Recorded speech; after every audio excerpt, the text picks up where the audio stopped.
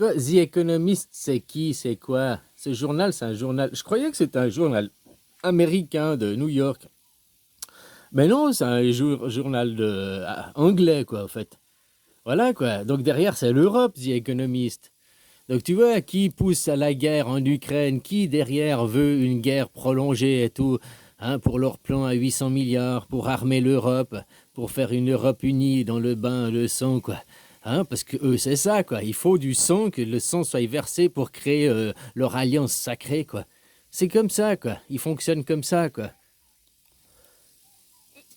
Et puis qui dirige les Amériques derrière, hein, qui dirige Trumpinou, bah la même chose, hein. On remonte à l'Europe. L'Europe pousse aussi Trump. Et puis derrière, ça fait quoi? Les Européens. Oh, les Américains sont plus nos amis. Les Américains. Vite, nous devons nous armer. Oui, nous devons créer notre propre armée. Oui, nous sommes déjà dans la panique des gens le lendemain, mais surtout dans la panique des dominants, des gens qui ont l'argent. Et puis que c'est déchiaté chez ces gens, hein.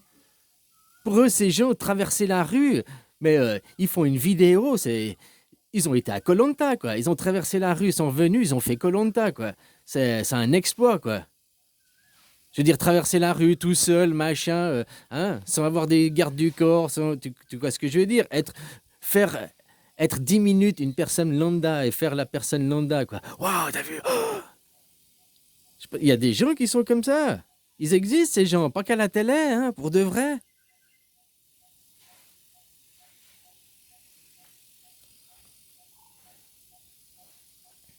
Alors ces gens, bah maintenant, c'est les peurs. Bon, tu vois que tout, puis même la guerre en Israël, qui derrière pousse, qui a la...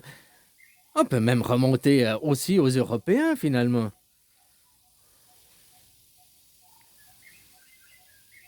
De toute façon, le complexe militaro-industriel, hein, voilà quoi, eux ils se gavent, hein. Eux ils sont bien contents. Tu fasses la guerre à gauche ou à droite, bon bah eux tu utilises les munitions. Derrière le complexe militaro-industriel se cachent aussi quoi? Les gisements, les ressources, l'énergie, le minerai, tout ça quoi. Pourquoi la guerre en Israël, machin, les trucs religieux, blablabla, blablabla. Non, ils veulent annexer toute la région, Syrie, Liban, machin et tout. Parce que derrière, en Méditerranée, il y a aussi d'immenses ressources de pétrole qui sont interdites. La Syrie, ils auraient pu se développer. Mais elles sont interdites d'exploitation. Pourtant, c'est dans les terres syriennes, certaines. Hein. C'est pas dans les mers internationales. C'est dans hein. Mais ils ont interdiction parce que ces gisements, c'est réservé à Israël. Donc tout ce qui passe derrière, blablabli, blablabla, tout ce qu'ils veulent, eux, c'est leur putain de gisement, créer leur colonie, créer, ouais, c'est nous, hein, sucez-nous la bite, on est les meilleurs, quoi. Voilà, quoi, hein, leur judéo-christianisme, quoi.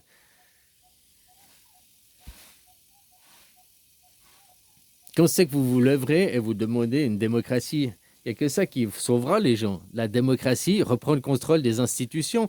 Les institutions, elles ont été faites pour se protéger des mecs qui ont du pognon, les mecs qui ont le pouvoir, justement, quoi. Hein, pour que nous, les gueux, on ait aussi un pouvoir. Ça s'appelle la nation. Donc mettre maintenant des riches, des gens, hein, puis laisser les lobbies s'emparer des institutions, c'est le monde à l'envers, quoi. C'est exactement ça, le monde à l'envers. Les institutions sont faites pour contrecarrer les lobbies, pour contrecarrer les riches.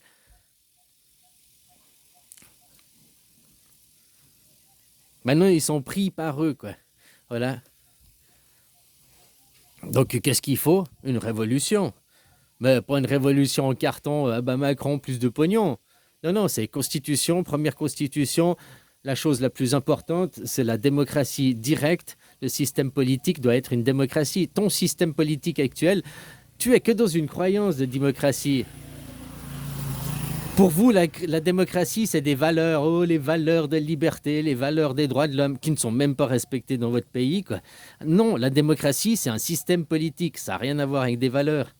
Point final, si le citoyen, il vote pas les lois, t'es pas en démocratie. Élire des maîtres, puis après suivre tes maîtres, hein.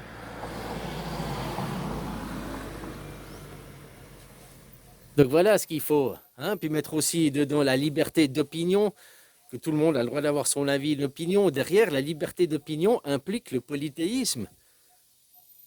Toi, tu as la liberté d'expression, mais tu as la liberté d'expression dans telle religion, dans tel paradigme, dans tel... Tu n'as pas la liberté d'expression dans le tout. Si tu vas à l'inverse du courant dominant, et alors, on te prive de liberté d'expression, puisque la liberté d'expression, c'est d'aller dans le sens du courant. T'as qu'à voir avec Carano, avec le Covid, ce qu'ils ont fait. Dès que tu... Puis maintenant, on a vu que ceux qui allaient à contre-courant, ben, c'est ceux qui avaient raison, quoi. Mais c'est ça, eux, tu dois aller... Tant que tu t'exprimes dans le sens du courant, tu as le droit à la liberté d'expression. Dès que tu veux être à contre-courant, alors non, tu n'as pas le droit. Par contre, la liberté d'opinion t'autorise le droit d'aller à contre-courant. Ça, c'est aussi sur les mots. Il faut bien étudier la Constitution suisse. Hein, regarde les mots qui sont utilisés.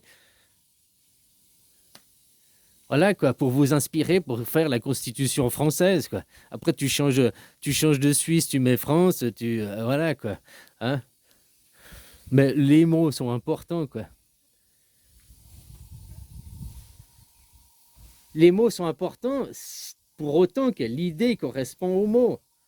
Eux, pour l'instant, il faut sur les mots, mais derrière, l'idée ne correspond pas aux mots. C'est des menteurs, quoi, hein, des hypocrites.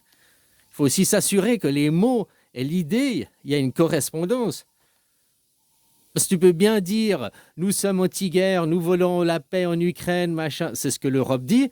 Et de l'autre côté, nous armons l'Ukraine, nous machin, parce que nous voulons notre défense européenne, quoi. Donc, s'ils voulaient la paix, ils n'arment pas. Ils ouvrent des pourparlers. Tu vois deux mecs qui se tapent, t'es là dans la rue, une sortie de bistrot, ça arrive souvent, deux mecs bourrés, ils se tapent sur la gueule. Eux, ils prennent des paris.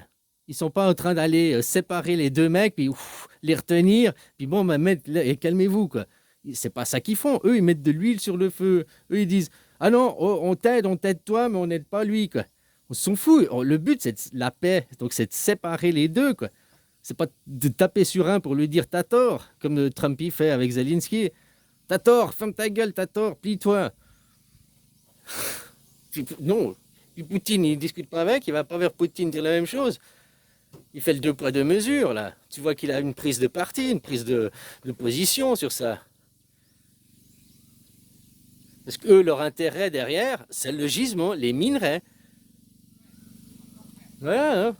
Complexe militaro-industriel.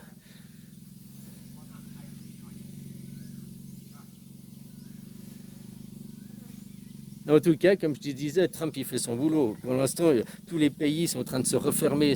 La droite est en train de monter en puissance dans toutes les nations quasiment, hein. Ils se referment, même ici en Thaïlande, hein, la Thaïlande se referme par rapport au reste du monde, quoi. Je pense même en Chine, j'y suis pas. Mais, hein, c'est un effet mondial, c'est un effet boule de neige. Tout le monde est en train de se renfermer, de se nationaliser.